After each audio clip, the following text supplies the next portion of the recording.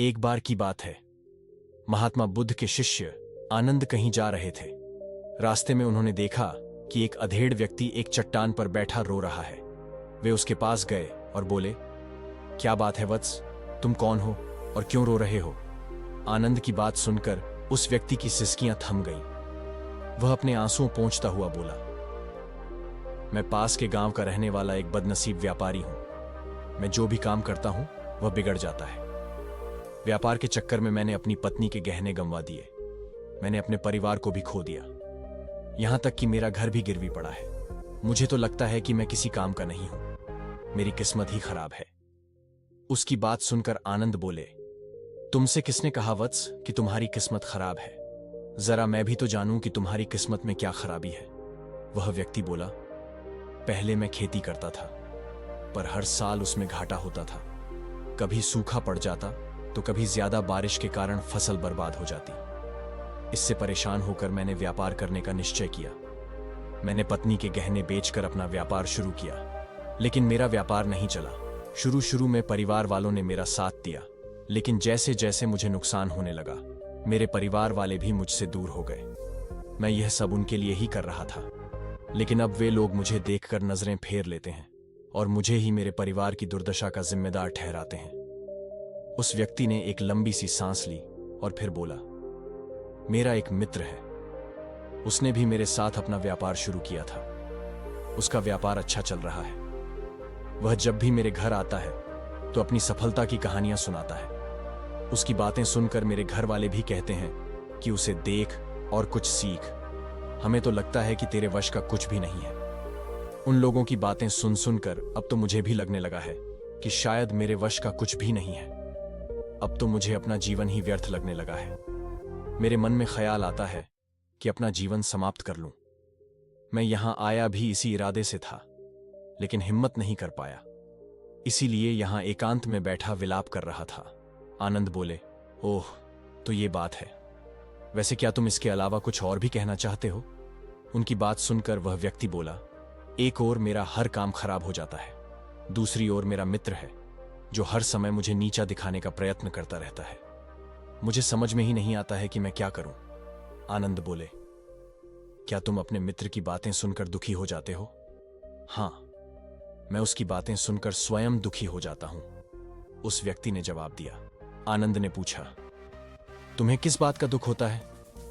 अपने असफल होने का या फिर मित्र के सफल होने का? उनका सवाल सुनकर वह व्यक्ति एक पल के लिए सोच में पड़ गया। फिर वह बोला, अगर सच कहूं तो मुझे अपने असफल होने का उतना दुख नहीं होता है जितना कि मित्र के सफल होने का होता है। अर्थात यदि तुम्हारा मित्र असफल हो जाए तो तुम्हें खुशी होगी? आनंद ने प्रश्न किया। वह व्यक्ति बोला, हां, मुझे बहुत खुशी होगी। इसका मतलब है कि तुम्हारी खुशी तुम्हारे मित्र पर निर्भर है। आनंद बोले, अगर वह चाहे तो तुम्हें खुश कर सकता है, और अगर वह चाहे तो तुम्हें दुखी कर सकता है। तुम स्वयं से न तो खुश हो सकते हो और न ही दुखी हो सकते हो। अर्थात तुम अपने मित्र के गुलाम हो गए हो, इसलिए तुम्हारा कुछ नहीं हो सकता। ऐसा न कहे महात्मन। उस व्यक्ति ने हाथ जोड़ दिए। आपकी बातें सुनकर मुझे कुछ आशा बंध रही है। आनंद बोले, जब हम किसी से आशा बांध लेते हैं तो उस पर निर्भर हो जाते हैं। ऐसे में हमारी खुशी और दुख भी उस पर निर्भर करने लगता है। इससे बेहतर है कि तुम अपने आप से आशा बांधो। जब तुम ऐसा करोगे, साथ ही पूरे जतन से काम करोगे, तो तुम्हें सफलता अवश्य प्राप्त होगी। कहते हुए आनंद ने एक पल के लिए उस व्यक्ति की ओर देखा, फिर अपनी बात आगे बढ़ाई। तुम्हें लगता है कि तुम्हारा मित्र तुम्हें दुखी करने आता है, पर अगर विचार करो तो वह बातें तो सच्ची ही कहता है। वह अपने संघर्ष और अनुभव की बातें बताता है। तुम उन बातों से बहुत कुछ सीख सकते हो। तुम्हें इसके लिए उसका धन्यवाद करना चाहिए कि तुम्हें घर बैठे कुछ अनुभव मिल रहे हैं। तुम उन अनुभवों का लाभ उठाओ, नई शुरुआत करो, कर्म करते जाओ, हार मत मानो। एक दिन तुम्हें सफलता अवश्य मिलेगी। आज तुम जिसे अपना बुरा वक्त या बुरी किस्मत कह रहे हो, एक दिन यह बदल जाएगी। इसी के साथ तुम्हारे विचार भी बदल जाएंगे। और देखना, जब तुम्हारा अच्छा वक्त शुरू होगा, तब तुम्हारा मित्र भी तुम्हें अपनी सफलताओं की कहानियां नहीं सुनाएगा। तब वह अपनी असफलताओं की बातें बताएगा, ताकि तुम उसकी बातें सुनकर भ्रमित हो जाओ। तुम्हारा आत्मविश्वास हिल जाए और तुम गलत निर्णय ले सको। लेकिन उस समय भी तुम्हें अपनी बुद्धि का प्रयोग करना होगा। तुम्हारा मित्र जैसे आज तुम्हें दुखी करने आता है, उसी तरह उस समय भी वह तुम्हें दुखी करने आएगा। क्योंकि जिस तरह उसे दुखी देखकर तुम्हें मजा आता है, उसी तरह उसे भी तुम्हें दुखी देखने में उतना ही मजा आता है।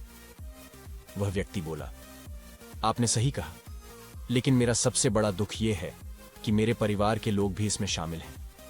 वास्तव में मैं तो अपने परिवार के लिए अच्छा करना चाहता था, लेकिन वे लोग भी मेरी बात नहीं समझते हैं। वे भी मुझे गलत कहते हैं और अब तो वे मेरे साथ भी नहीं हैं। आनंद बोले, मैं सब समझ गया। तुम सांत्वना चाहते हो। वास्तव में इस दुनिया में सभी लोग सांत्वना ही चाहते हैं। हम चाहते हैं कि हम जब भी कुछ करें तो लोग हमारी प्रशंसा करें, लेकिन आमतौर से ऐसा नहीं होता है, इसीलिए हम दुखी हो जाते हैं।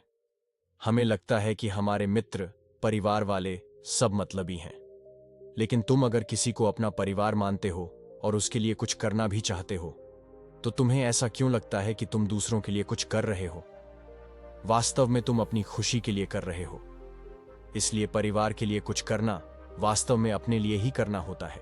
लेकिन अगर ऐसा करते समय तुम्हें लगता है कि तुम दूसरों के लिए कर रहे हो, तो तुम दुखी रहोगे। और अगर तुम्हें लगता है कि तुम अपने लिए कर रहे हो, तो तुम खुश रहोगे।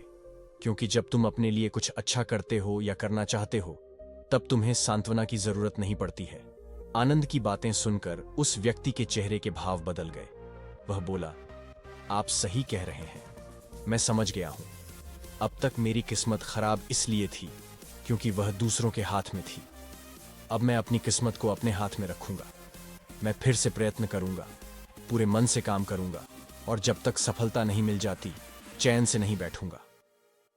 उस व्यक्ति की बात सुनकर आनंद मुस्कुराए और उसे एक छोटी सी डिबिया देते हुए बोले, इस डिबिया को हमेशा अपने पास रखना। इसमें एक ऐसा राज्य है जो तुम्हें बड़े से बड़े दुख से भी बाहर निकाल लेगा। लेकिन इसे तभी खोलना जब तुम्हारे जीवन में कोई रास्ता न सुझाई दे और तुम्हें लगे कि सब व्यर्थ है। यह दुनिया व्यर्थ है और यहां रहना भी व्यर्थ है। उस व्यक्ति ने आनंद को धन्यवाद दिया और डिबिया को लेकर चला गया। उसने नए उत्साह के साथ फिर से अपना व्यापार आरंभ किया। उसका व्यापार चल निकला। अपनी मेहनत और लगन के बल पर वह एक बड़ा व्यापारी बन गया। परिवार वाले भी उसके साथ आ गए और उसका जीवन हंसी खुशी बीतने लगा। अब वह भूतकाल का रोना छोड़ चुका था। वह भविष्यकाल की भी चिंता नहीं करता था, बस अपने वर्तमान को संवारने में लगा रहता था। और जो कुछ भी वह करता था, वह अपने लिए करता था, अपनों के लिए करता था। इसलिए वह प्रसन्न था। उसके जीवन में अब कोई दुख नहीं था। लेकिन वक्त हमेशा एक जैसा नहीं रहता है, वह बदलता रहता है। उसके जीवन में भी बदलाव आया। एक दिन उसके राज्य पर पड़ोसी राजा ने चढ़ाई कर दी। उसने इस राज्य पर अपना कब्जा कर लिया। उसके सैनिकों ने चारों ओर लूट मार मचा दी। उन्होंने व्यापारी का सारा धन लूट लिया। उसके घर में आग लगा दी। जान बचाने के लिए उसे अपने परिवार के साथ वहां से भागना पड़ा। वह व्यक्ति अपने परिवार के साथ कई दिनों तक इधर उधर भटकता रहा। वह दाने दाने को मोहताज हो गया। उसका बच्चा बीमार हो गया। इलाज के अभाव में वह तड़पने लगा। यह देखकर उसका हृदय चीत्कार कर उठा। वह कैसे अपने बच्चे का इलाज कराए? उसके पास तो खाने के लिए भी पैसे नहीं थे। ऐसे में उसे एक बार फिर निराशा ने घेर लिया। उसे लगने लगा कि उसका जीवन व्यर्थ है, सारी दुनिया व्यर्थ है, किसी भी बात का कोई मतलब नहीं है। भले ही आप जीवन में कितना भी कुछ कर लो, कितनी भी सफलता हासिल कर लो, पर अंततः यह जीवन समाप्त ही होता है। तो फिर ऐसे में जीवित रहने का क्या फायदा? इससे तो अच्छा है कि वह अपना जीवन समाप्त कर ले। लेकिन तभी उसके दिमाग में आनंद की दी हुई डिबिया कौंध उठी। उसने उत्सुकता के साथ उसे खोला। डिबिया के भीतर एक पर्ची रखी हुई थी।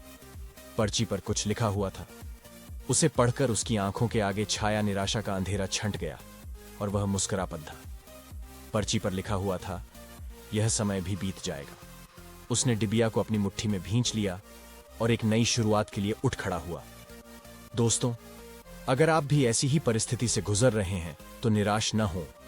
अपने अतीत पर शोक मत करें, न ही भविष्य की चिंता करें। अपने वर्तमान को जिएं और उसे बेहतर बनाने के लिए सच्चे मन से प्रयत्न करें। यकीन जानें, जल्दी ही आपकी किस्मत भी बदलने वाली है।